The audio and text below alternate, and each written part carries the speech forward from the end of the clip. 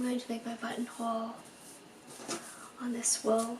I'm also going to use a piece of a lightweight interfacing and some horsehair canvas, and then another piece of wool for the inside, the facing of the jacket. I'm starting off by measuring my button in diameter.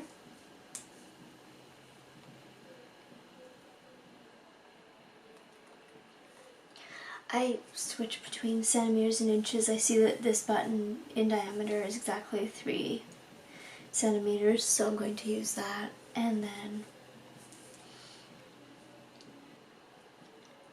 to that you add the thickness of the button,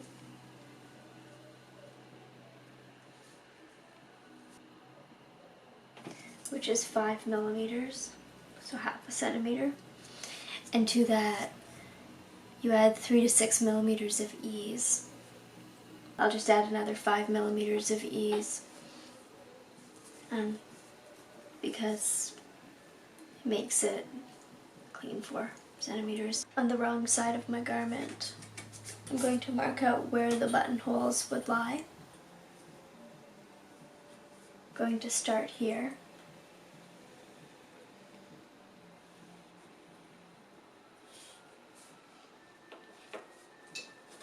I'm following, because this material has a linear pattern in it, I'm just following the line in that pattern.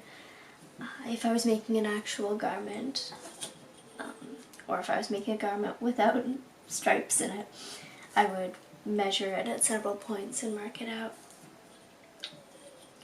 So 4 centimeters for the buttonhole.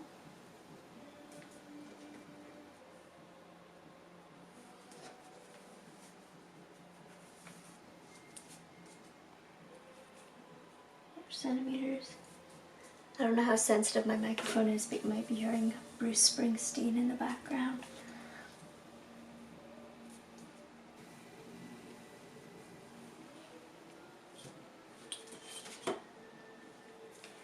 And then with that, mark out the distance apart that you want your buttons to be.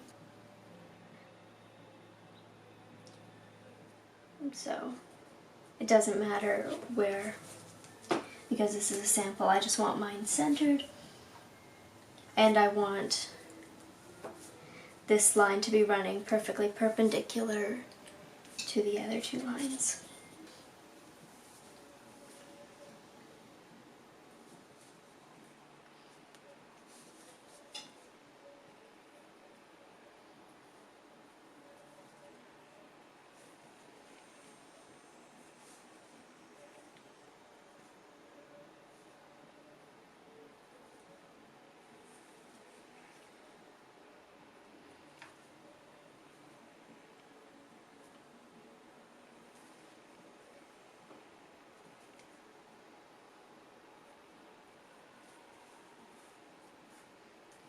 I'm not going to cut off the thread ends, because if I don't cut them off, that means that I can reuse this thread afterwards. And sewing can be very wasteful, it seems to me. Any areas where material can be saved, they should be.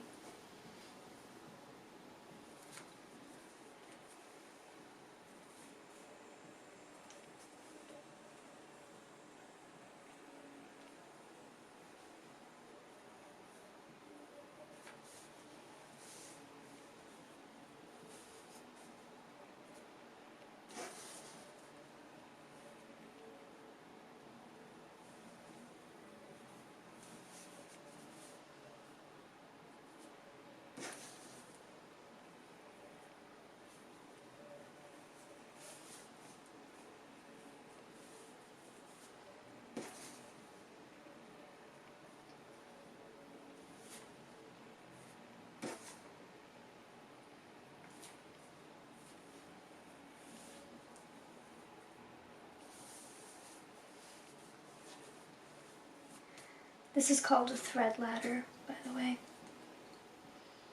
because if you were making a series of buttonholes, there'd be little rungs on the ladder.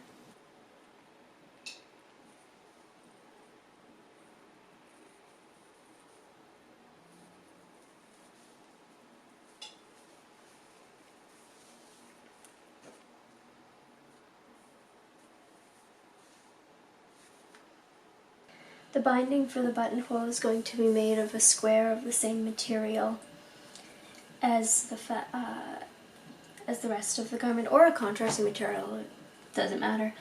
And it's going to be cut in a square on the bias.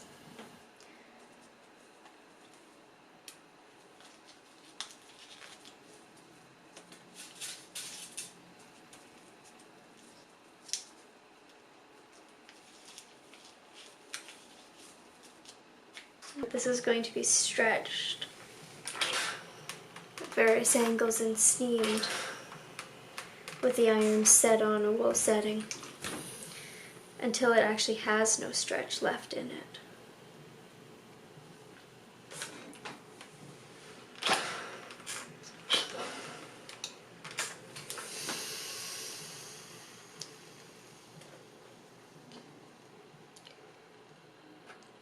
So I'm anchoring the material at various points, pulling it taut, and then steaming it.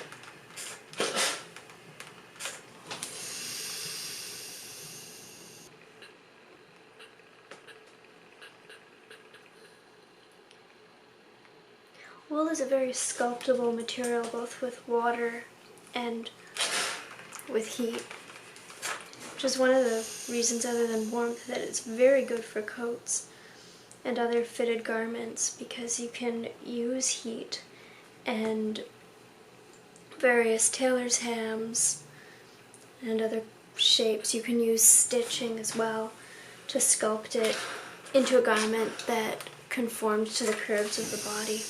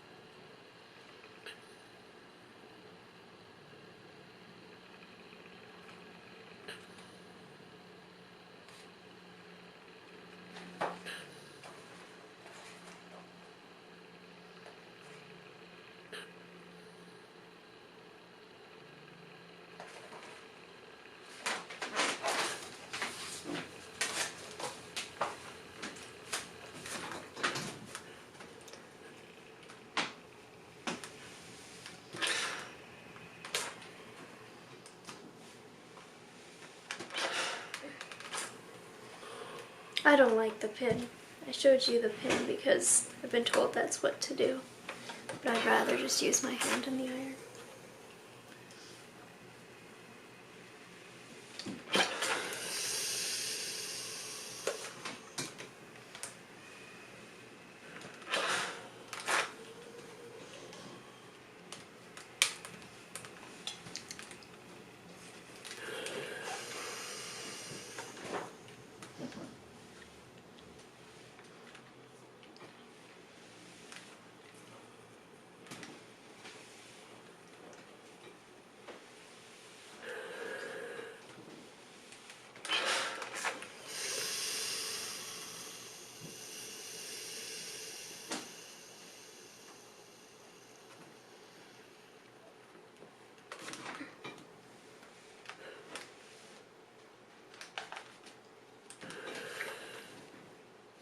So now you can see most of the stretch of the material is gone.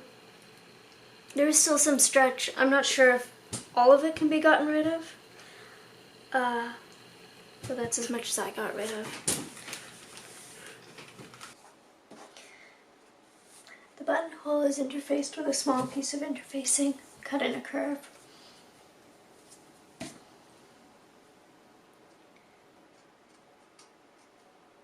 Into a little oval shape.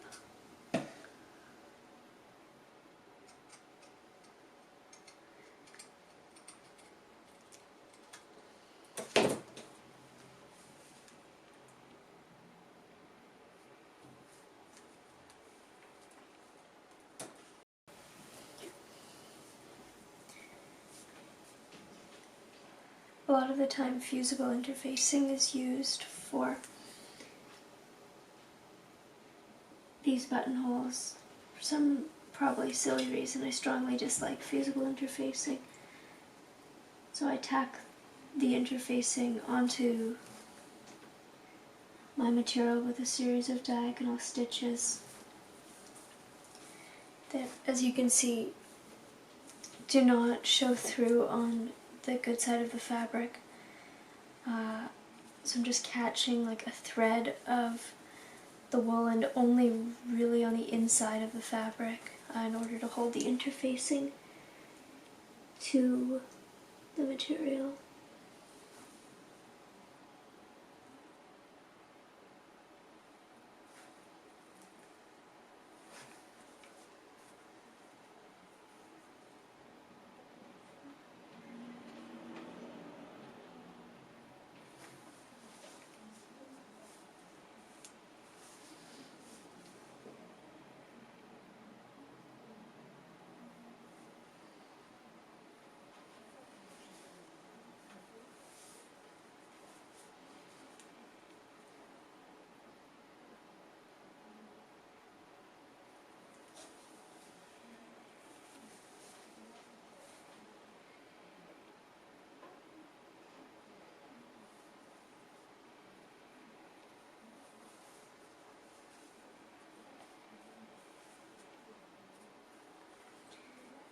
Yeesh, those stitches are too crooked. Sorry.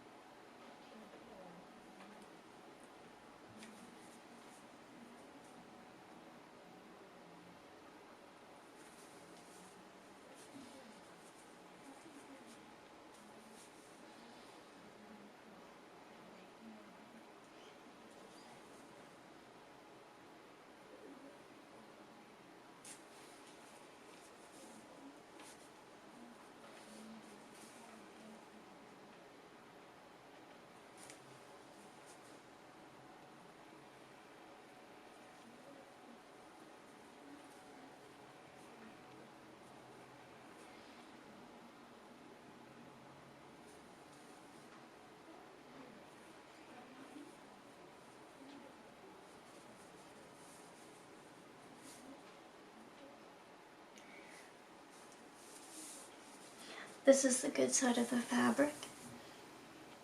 And as you can see, because I did the stitches along my markings, I have the same line markings on both sides of the material. I'm creasing the wool with my fingers along the center line I want it to follow, and folding it over.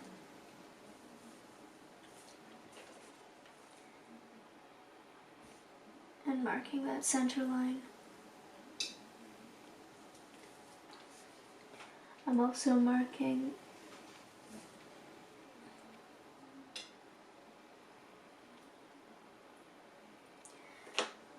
where I want the buttonhole to begin and end.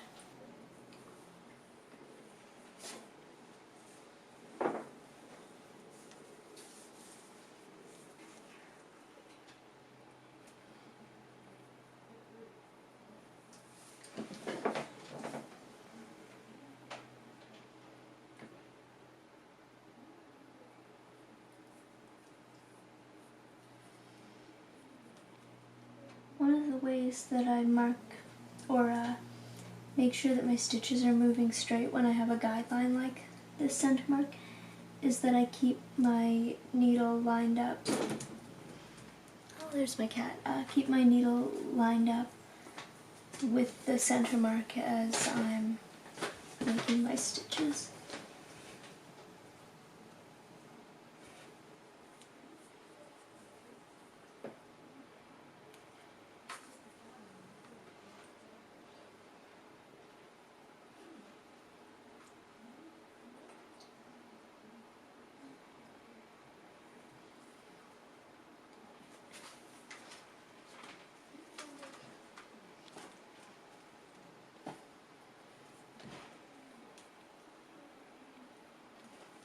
Hey friend, come on.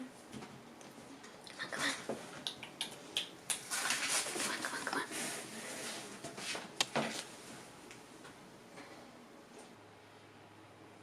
Oh, come on. Your head's in the camera, kitty cat.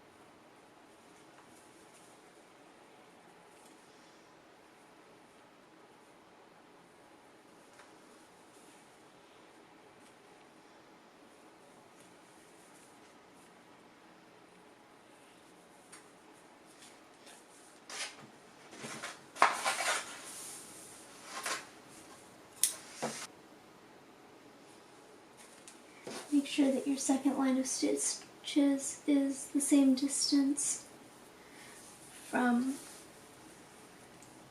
the center line as your first, and that they're running as close to parallel as you possibly can make them, because these two lines of stitches are going to determine the shape of the buttonhole, and when holes are so close beside each other,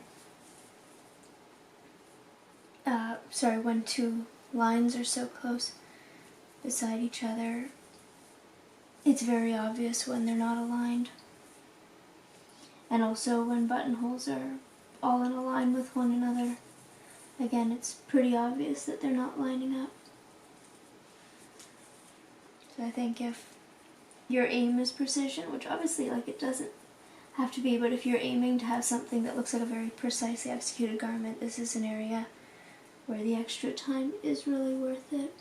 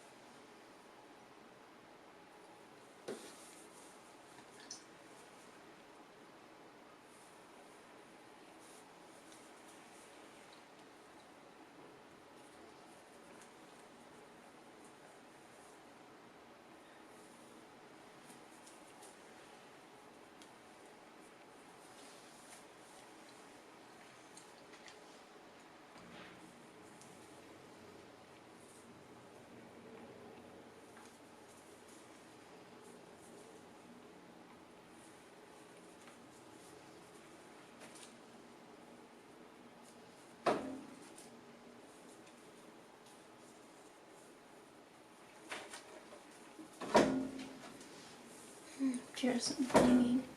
That's my cat.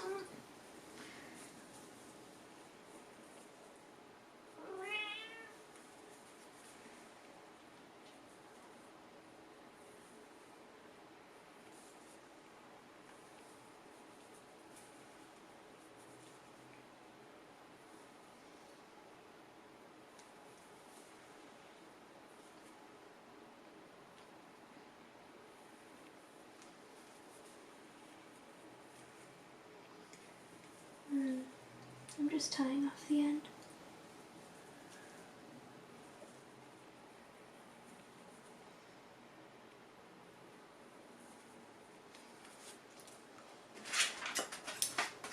And then I think it's important to confirm that the seams or the two lines of stitching that you've sewn are even throughout. And removing my center basting.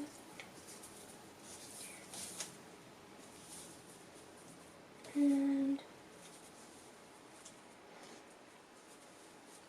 I'm going to remove the center basting on the other side as well.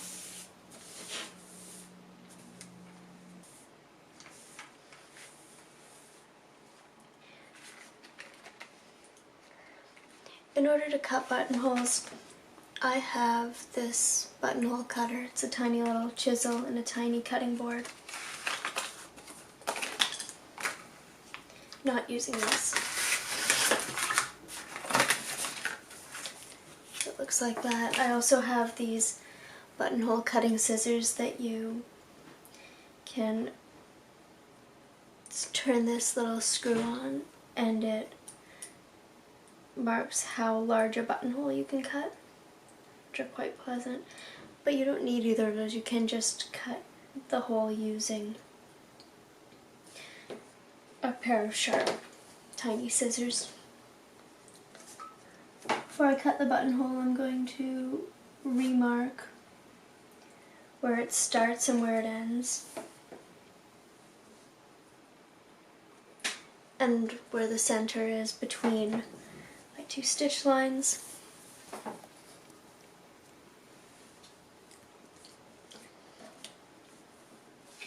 I'm going to cut along this stitch line, stopping, I don't know how long that is, maybe, stopping about 1/8 of an inch from the edge of the buttonhole on both sides.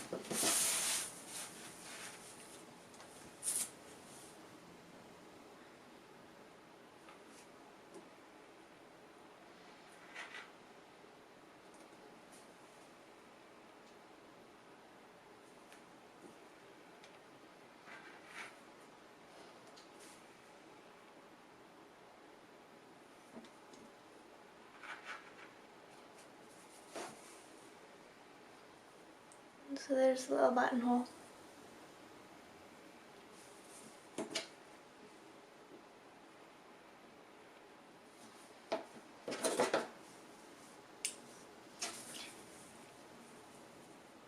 And then I'm going to cut, see if we can zoom in or look closer here.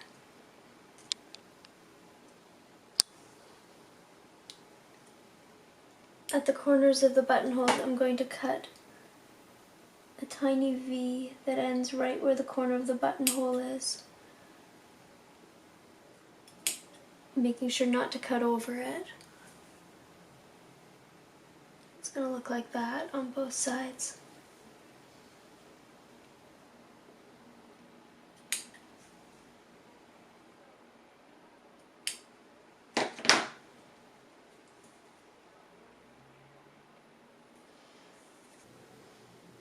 And I'm pressing both sides of my buttonhole towards the center of the buttonhole.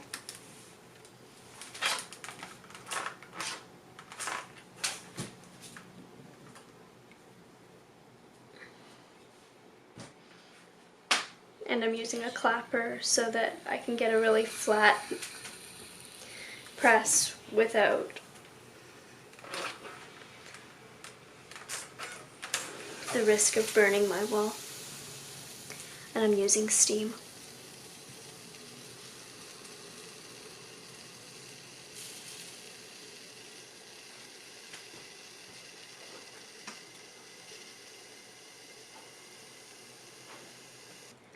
Now, push your wool to the bad side. There's your buttonhole. And then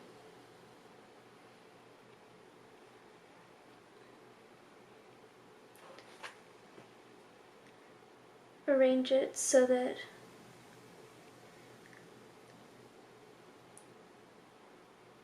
your buttonhole meets in the middle and is even on both sides.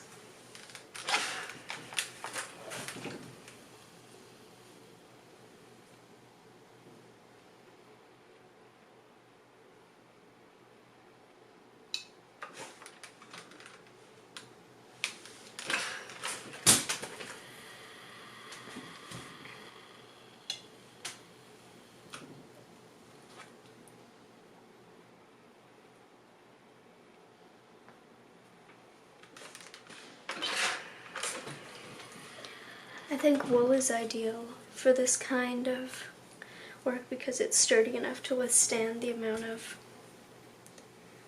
adjusting and stuff that goes on with making one of these buttonholes. I'm removing these guides, I don't need them anymore.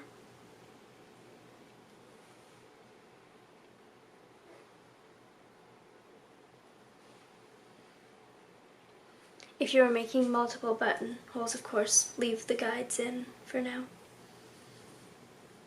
To make the edge stronger and less likely to stretch and change over time, you can put a tiny piece of cord around it, or yarn. This is a lace weight yarn, and you're just going to push it into the very edge, and you're not going to pull it tight at the top. On the good side, once you're happy with the size of,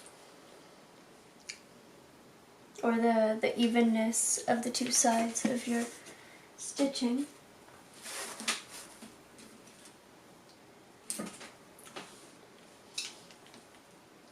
you can baste the buttonhole shut to prevent any further changes or distortion while you're finishing the buttonhole off, and also while you're finishing your garment.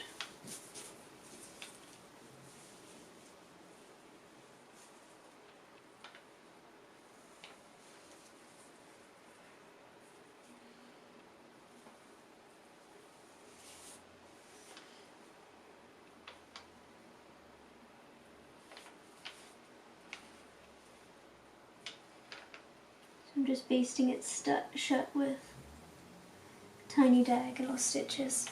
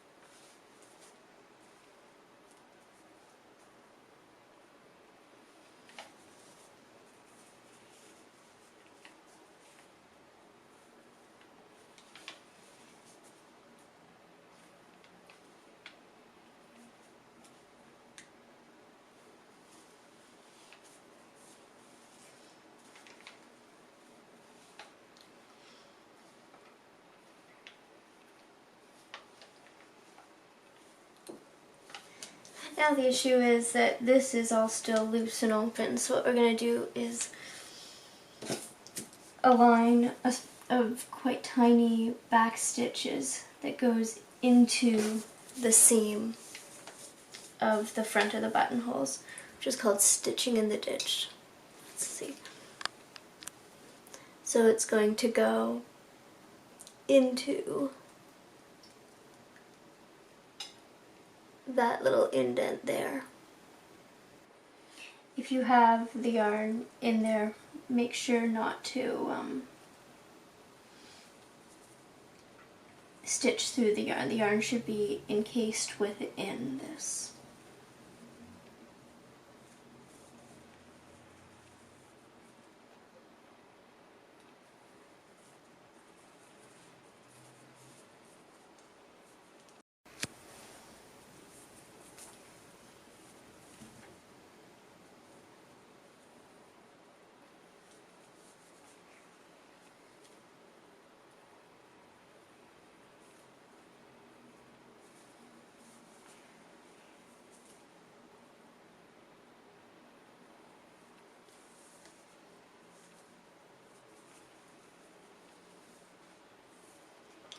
So if I zoom in and try to sew while holding this up in the air, I'm putting my needle behind my previous stitch to make a back stitch, and then through on the other side in the line of the seam I've already sewn.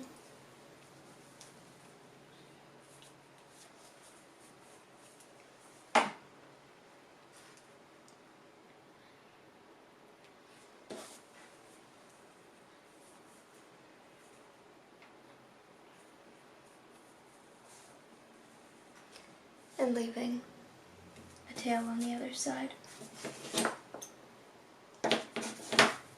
So now the actual seam of the buttonhole is encased. The yarn used to reinforce it is encased. And it's a lot sturdier. Repeat that the other side.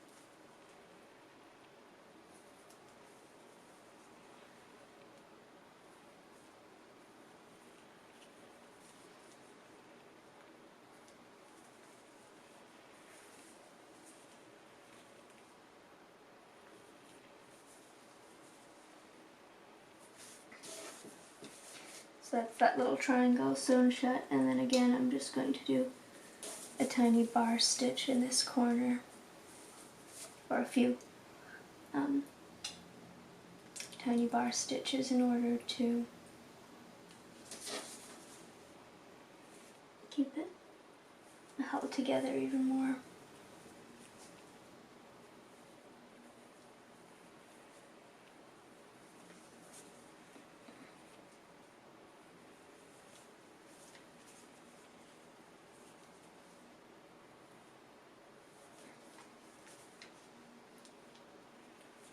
I'm tying a little knot.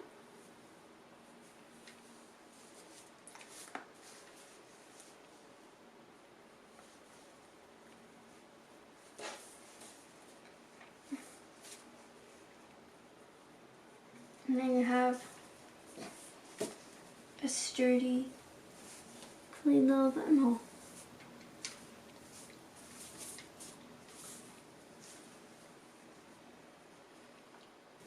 You'll probably have horsehair inside of the lapel of your garment.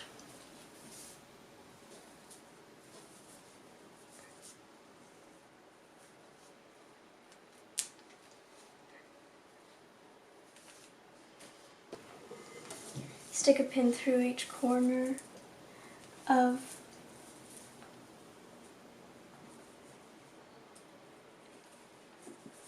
your buttonhole.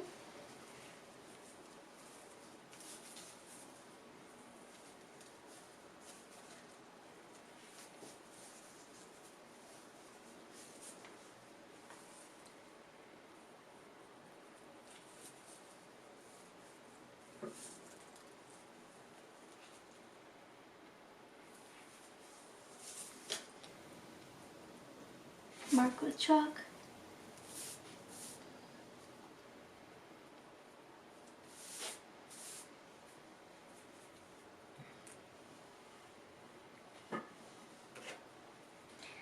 My black chalk was tragically broken into smithereens, so this is what I've got to work with. Remove.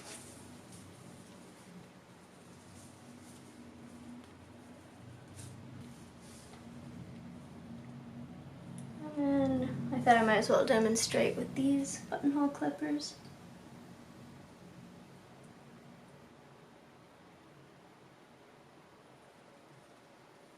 Clip. Again, leaving the corners intact. Cut a little V on either side.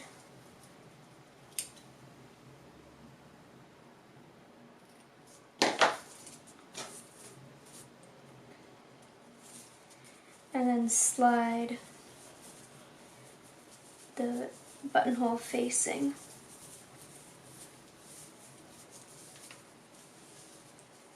through the horsehair's buttonhole.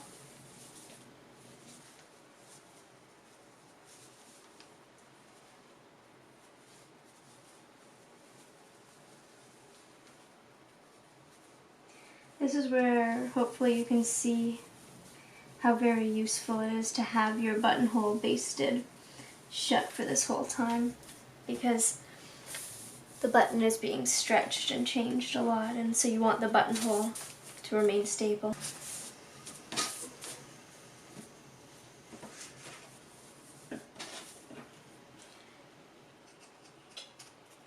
This also should be cut in a little round so that there are no harsh edges showing through your fabric.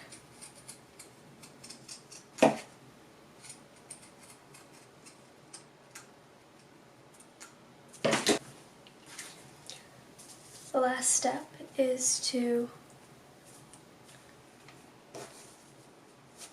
use the facing. The facing in a finished garment might be interfaced. I'm going to leave this piece uninterfaced.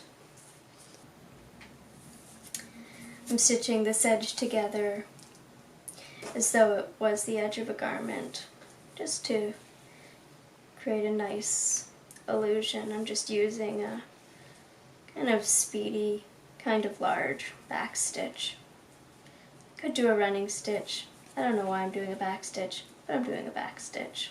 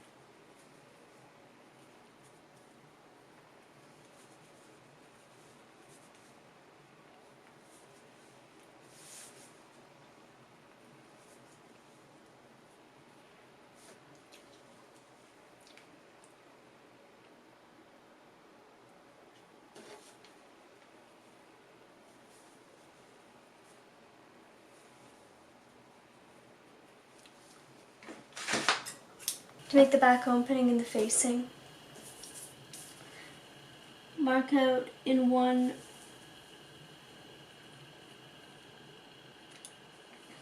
line where the opening is. Switch to the other side of your fabric. Mark that out. Mark that out.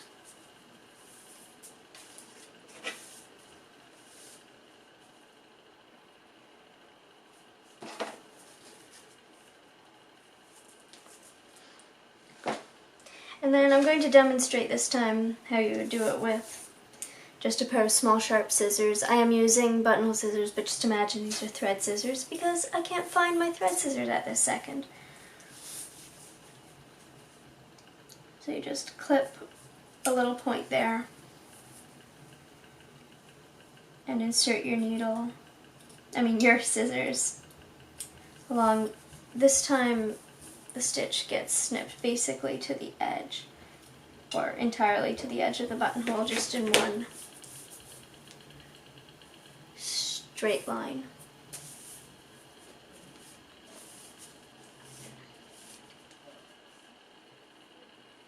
And then it's going to be slip stitched around the opening of the buttonhole so that a little bit of the buttonhole opening is revealed all the way through, like that.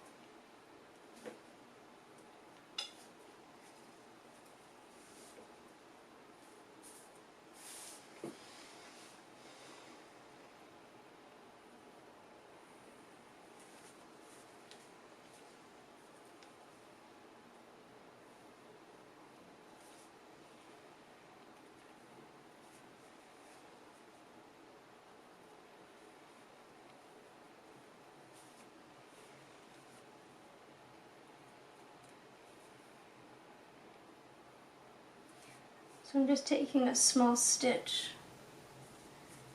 on the top of the fabric and then another small stitch in the buttonhole facing beneath. And so that's pulling the opening of the facing into the buttonhole facing.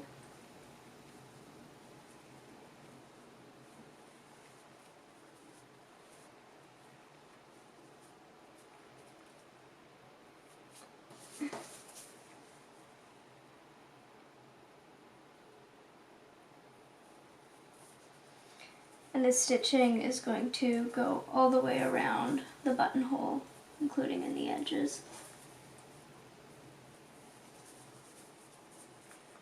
The little corners, I mean. And there are no little V's cut into it, unlike in the front.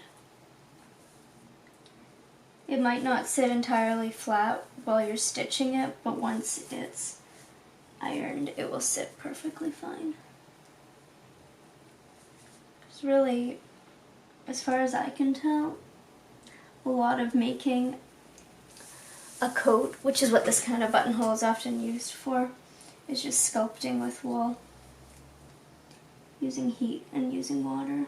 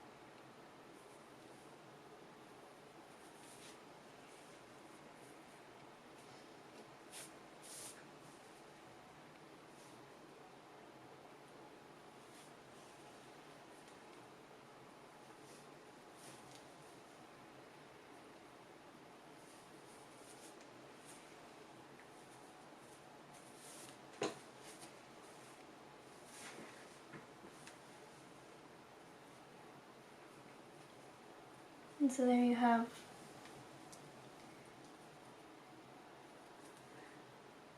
a little inner hole for the bound buttonhole.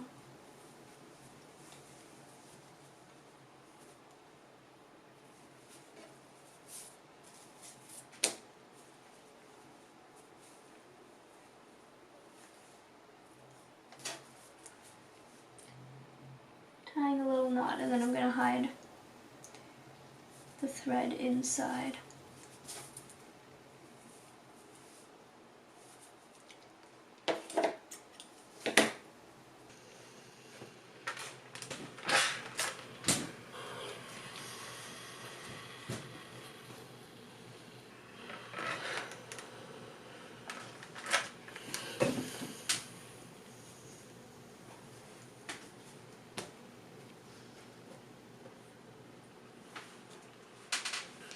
And then I'm going to pretend that I've finished sewing the garment, and I'm going to undo the whip stitching that I did to hold the buttonhole shut. The basting, I should say.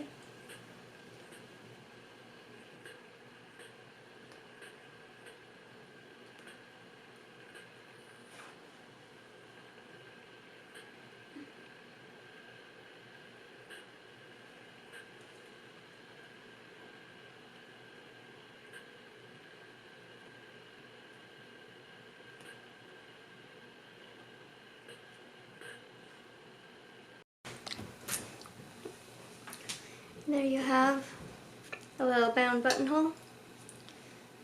Fits the button very well. It doesn't distort or stretch or anything when the button goes through it, which is what you want. And it also doesn't gape. Up close it looks like this. Backside looks like that, if I'm going to be really mean to it. This area right here is a bit large and that is a bit small, so that could be better. Other than that, it's a nice functional little buttonhole.